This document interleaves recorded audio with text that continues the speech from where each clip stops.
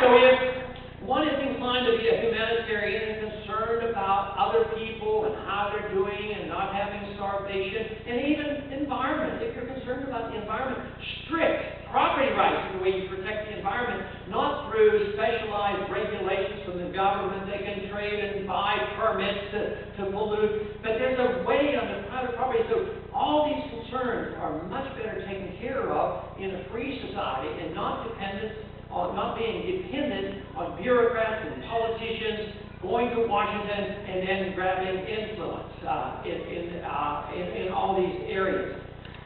Freedom brings people together in the system that we have today. Welfareism and socialism always divide people, especially after it's recognized that the country's getting poorer.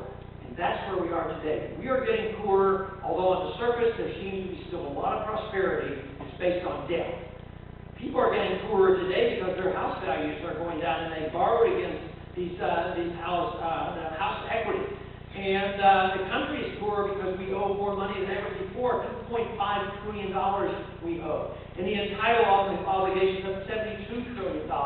So we're much poorer than we really appear to be. But this also is changing because now the average person is starting to recognize there's something terrible going on. I don't feel good about the economy. I don't feel good about our future. 90% of the people in this country are concerned about what is happening. But we have to target where the real problem is. We have to understand monetary policy. We have to understand foreign policy. We have to understand that freedom is much better than slavery and interference and manipulation by the government and the bureaucrat. So if we truly care about our fellow man, this is what we have to advocate. Now we have a system of government that is directed only toward materialism. The materialism that government passes out. So government's been involved through the tax code and through contracts, the military-industrial complex, the medical-industrial complex, the media-industrial complex, the banking-industrial complex. They're all there at Washington running things and always looking for handouts. So when the pie starts to shrink and the country gets poorer, they get more aggressive. Exactly the opposite of what happens when the people are in charge and they have control. We need a free society because it releases a sense of creativeness and creative energy where people have incentives to go out and they know that they don't have to put up with the government coming and confiscating their wealth. And it is something that I don't see for a minute that is selfish at all. I see it as self-reliance. If one wants to be charitable, fine. You're going to have a lot more money to be charitable. If you want to help poor people around the world, fine. You'll have more money to donate that money. But once you use the system of government that confiscates from one group to send to another group, this very week it was decided because there's a lot of people having trouble feeding themselves in Africa. So the president asked for $750 million. Well motivated, I'm sure, and there's probably plenty of people say, oh, well, we're still wealthy, we better do it. But we don't have the money. And besides, so often when you send food to third world nations, it gets hands of the politicians. There's always a civil war going on, and they're used as weapons against each other. It's not like private charity. What they need is an understanding of how the marketplace works, why it's important to have sound money and no inflation. It's important to understand why we need a lot less war and fighting and killing. That is what's going to help the people. Not this idea that we can go to Washington and expect them to redistribute wealth and make everybody happy. It doesn't work that way.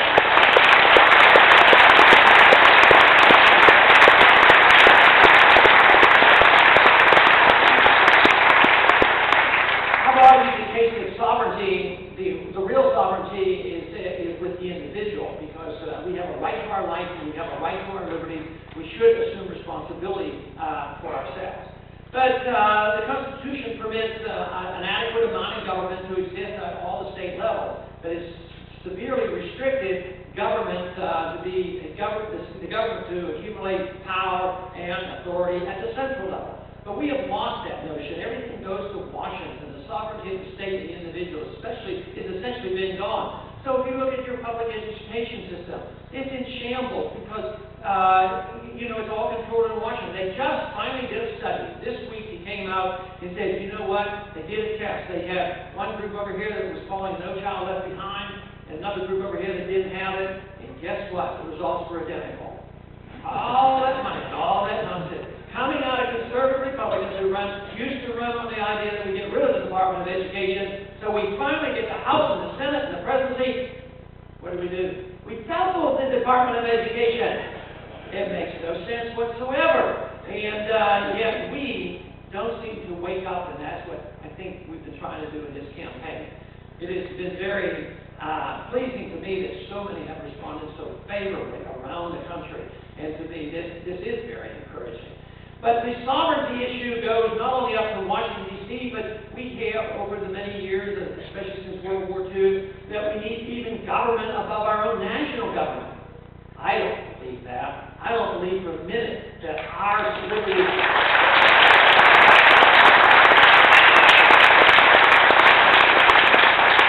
I feel that our liberties are more threatened by super government. So I see no good, logical reason to be in the United Nations, the IMF, the World Bank, the WHO.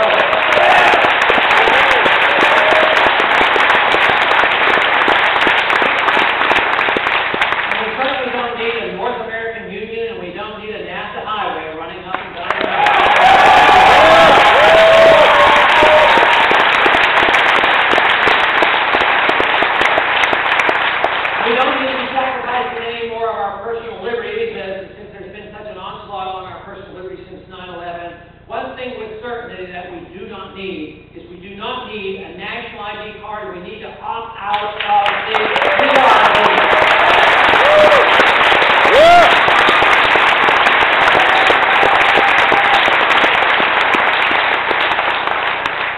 So we certainly didn't need the Patriot Act, and hopefully someday we'll get rid of that.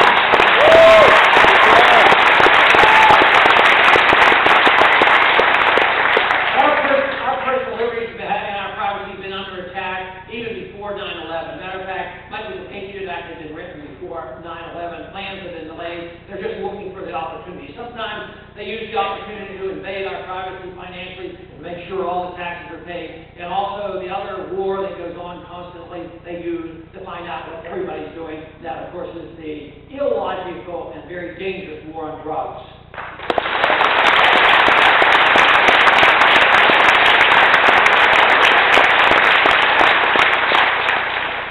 Drugs are very dangerous, and once more it's back to who's responsible to protect ourselves and our children. It's the parents that's supposed to assume that responsibility, not the government.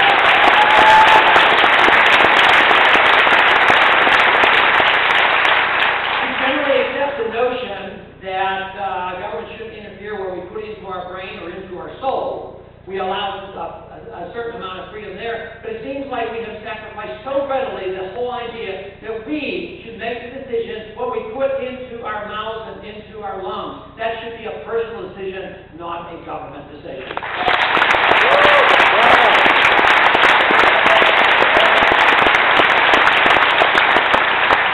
War on drugs has cost hundreds of billions of dollars, and yet the greater problem in this country is still prescription drug programs, not illegal drugs. Prescription drug programs.